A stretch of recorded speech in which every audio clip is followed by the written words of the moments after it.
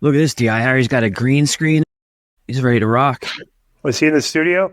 No, I'm at home, but I got a mess going on, so I just pulled up the green screen right now. Interesting. We should Tom Brady do back that, there? Yeah. But Tom Brady, if you look at the picture closely on the shoulder blade, it says GOAT on his left shoulder, and I'm the GOAT. So this is like there you go. Right. You got one goat on the one side, and you got the other goat on the other side. Yes, I do. Yo, we're back with Disco's favorite segment of the show, especially that Harry Ruiz is on, the Lucha Libre Minute. Boom. Harry's repping his Dodger hat, so kind of interesting. Yeah. This guy's an Atlanta Brave. Tani hit a home run. Yamamoto. And he got married. Otani got married. Oh, he already got married? Oh, yeah, that's a mistake. Harry got married too. He announced it overnight, like at 4 a.m. He did a post on Instagram, so that was pretty entertaining. Otani, I actually called it that he was going to strike out in his first at-bat, that he was going to ground into a double play in the second at-bat. I was like, third at-bat, hopefully he gets a hit, and bam, he hits a home run. Where did he call this? Because unless you do it publicly, I would not believe that. Oh, no. I was watching the game with my girlfriend, and I was like, I can almost guarantee you. No, it needs to be filmed. Get your girlfriend on here to verify. Right now, you're flagged for You're flagged for potential misinformation. Right? Yeah, I know, but it's a interesting week in Lucha Libre, and I got a couple of notes that we can go over. But first, I know that Konnan, you want to get something off your chest. I saw some movement going on in the Juventud Guerrera world, so I don't need to get nothing off my chest. I just want to clarify something. So Juventud, as usual, because when he brings my name up, he gets a lot of clicks. So he's got it in his head that I'm out to get him. So I don't even go on his page. I don't give a what he's doing. I don't follow him. But the digital department in AAA, the guys that handle like all the social media, I was there Friday for a meeting, and they were like, "Yeah, did you hear what Juventud did?" And I go, "No, what did he do?" And he goes, "Well, he put up and it wasn't nothing bad, but it was a DM thing where I sent him and I said, 'Hey, Juventud, would you like to be in the Cup, which is like our Royal Rumble that we do in Triple Mania, as a surprise guest?'" Right? So he put that up to show people that I'm looking for him. Right? And so then he goes on this. Then the digital guy sends me this video thing that he does with his girlfriend Setsuko. He's like, "Oh, I can't believe that Konnan would disrespect me like this and bring me into the Cup. That's so beneath me." He goes, "I'm not a young guy that's starting in the business." And she's, everything she says, she's like, "Yeah, he deserves better." And he's going, he says that I'm problematic. I've never been problematic. I'm like, what? Bro, you got fired 3 times from here. You got fired from WCW. He's had a problem everywhere he goes, right? Even he was here on this show. Remember, he had a segment. Bro, we had this. Even the Australian tours, he was complaining. Right. Right. Remember, he went to Andrew McManus and was wondering why he didn't have a line of T-shirts and stuff. No, the best one was when we were in England, and they had kicked him off the tour, and he came on another tour, and he was on a bus behind us, and he was asking if he could join our tour. Remember, we had a vote in the bus. Right, and we said no. Yeah.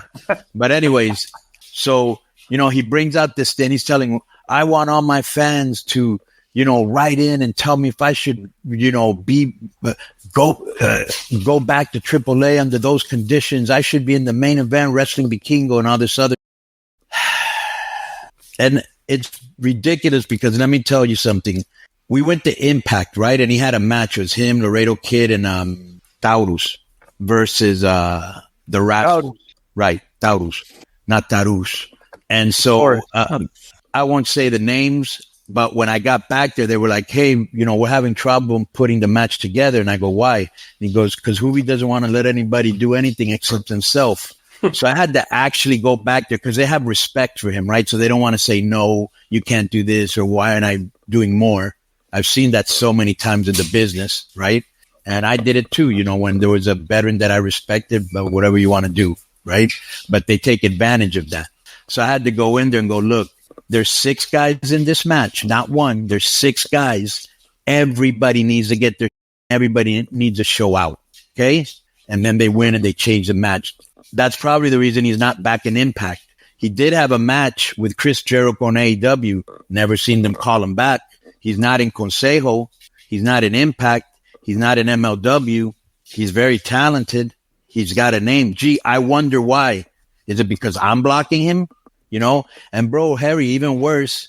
Did you see the match on Impact between the Rascals and Juvi and Laredo and Taurus? No, I missed that one. But I mean, just knowing the Rascals were in it, I'm pretty sure that all 6 of them killed it. They killed it. He's way better in a 6-man than a one-on-one, because against Jericho, he looked, to me, brutal. And they had me on commentary. Now, I could have buried him, and I didn't. I put him over the whole match because it was a good match, you know?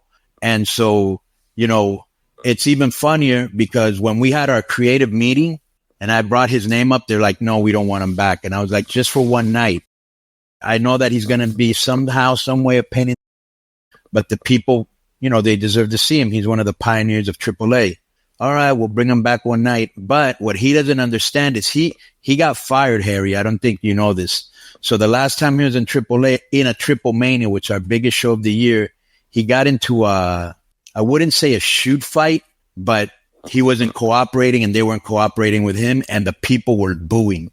And so we fired him and he didn't understand why. And he was mad. He thought it was my fault. Somehow it's my fault, you know? And, I still try to help the guy, but you can't help some people. You know what I'm saying? And he doesn't understand. And he doesn't understand that the boys, here's a funny thing. When I came back to AAA, remember I left to Crash for about 2 years? The first day I came back, I swear to God, I even said it on the podcast. I'm talking with Dorian, my boss, and he gets a phone call and he goes, Psycho Clown just slapped Juventud. I'm like, wow, this guy just came back for 1 day. Somebody already, like that's the type of stuff that happens with him, And there was something there was a point that I wanted to make here. Bro, you can't, if you just got fired, you just can't come back and say, I want to do this. No, you got to come back, show us you're a professional. You can come out on time. You don't have any problems. Then we can start to work with you again. You know what I'm saying? But no, he thinks this is beneath him and I'm still trying to, and of course he goes and makes a big deal out of it in Mexico. Yeah. And he's not full-time with any of the companies right now. And the one company that reached out to him, AAA, right. He doesn't want to work in a spot that he feels is beneath him. How do you expect to end up being in a top spot? Konnan is very, very abusive towards Juvi. Juvi should be in the main event. Konnan is jealous of Juvi, and that's why Juvi's not in the main event. And that's why Juvi doesn't get much work, is because of Konnan's jealousy, professional jealousy, and unprofessionalism. And I'm definitely on Juvi's side in this. Konnan, why don't you just make Juvi happy? Book it just to say, Juvi, look, okay, I'm booking you. That's not my job to make him happy. My job is to protect the company's interest. Bro, do you know how many people get mad? No. Do you know how many guys that have been waiting for that would be? No way, bro. Make his fans happy.